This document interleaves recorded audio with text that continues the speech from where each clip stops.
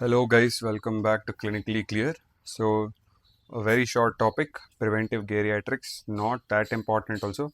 So let's just finish it off fast. So geriatrics, what is it? Or also known as clinical gerontology. It is the medical care that you give to aged individuals. Gerontology is the study of aging. The study of biological aging and its associated changes is gerontology. Experimental gerontology is doing research experiments on the pathological changes, the psychological changes, the biochemical and the physical changes of age. Not that important, but anyways, just for the sake of completion. Then whom do we say is a geriatric patient? 60 years and above. 8% of India's population is geriatric population. The maximum geriatric population in terms of percentage of the population is seen in Italy and Japan. So in India, we generally have a young population, but still 8% of India's population is still a large number of people. So we have a huge geriatric population. Now, causes of morbidity, health problems in geriatric patients. It can be due to the aging, it can be psychological problems, it can also be due to chronic illnesses, lifestyle factors, etc. Due to aging, cataract, osteoporosis, glaucoma, nerve deafness. Now, all these changes, it happens due to aging. It happens in almost everyone, at least by a certain degree. It can differ in from one person to another, but by a certain degree, it will happen in everyone. So, cataract, osteoporosis, glaucoma, neural deafness. Psychological problems like memory loss, decreased sexual function, social outcast. They feel that a social outcast. They are not able to adjust to the demands of the society. They can have emotional changes. They can go into depression, etc. These are psychological problems. Chronic illnesses like hypertension, diabetes, atherosclerosis, fracture of the femur when they fall due to falls or accidents, then COPD, asthma, rheumatoid arthritis, benign prostatic hyperplasia, they can have prostate enlargement in males. So these are all chronic illnesses that can happen. So aging, yeah, cataract, osteoporosis, glaucoma, neural deafness, psychology, memory loss, decreased sexual function, social adjustment, they're not able to adjust, and depression and emotional changes. Chronic illnesses like diabetes, atherosclerosis, hypertension, prostate enlargement, then falls leading to fracture of femur, then rheumatoid arthritis, so many different COPD, etc. The most common health problem though is visual impairment.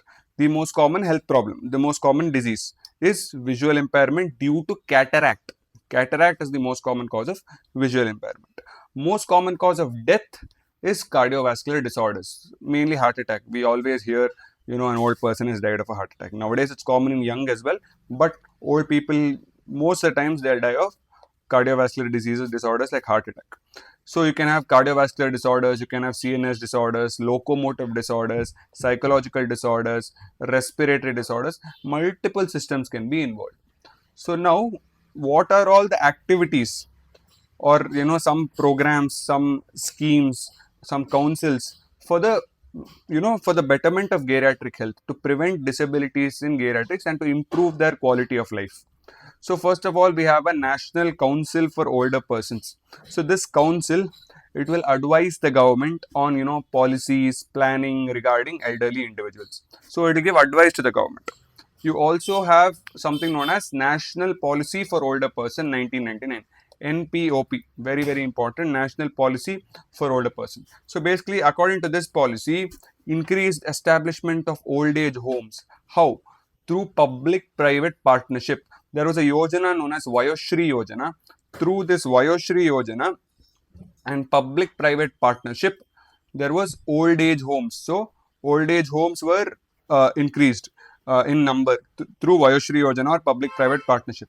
Increase in daycare facilities, rehabilitation and vocational courses for them to develop some different skills so that they can earn some sort of income if they are very poor. Rehabilitation, for improving their health conditions, for treating the morbidities, the causes of morbidity, etc.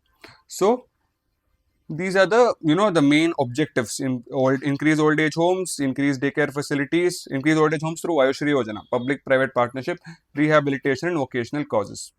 So what are the strategies? See, you can do primary prevention, secondary prevention, tertiary prevention. Primary prevention, you are preventing the root cause of the disease in old age. So how do we do that?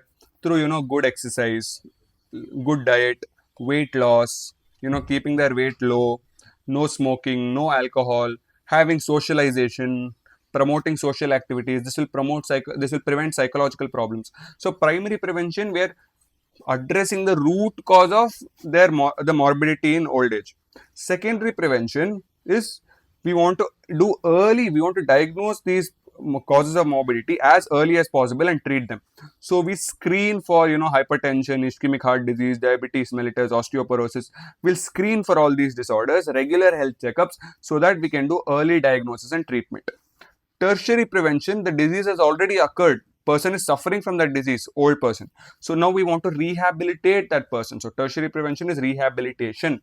Example, we'll do cataract surgeries to restore their vision. Now NGO participation can be involved in tertiary prevention. There's a very popular NGO in India known as Help Age India. This Help Age India is involved in geriatric healthcare. So the strategies are: primary prevention, address the root cause, smoking, alcohol, diet, weight loss, exercise, socialization. Secondary prevention, early diagnosis and treatment, screen for the disorders, treat them.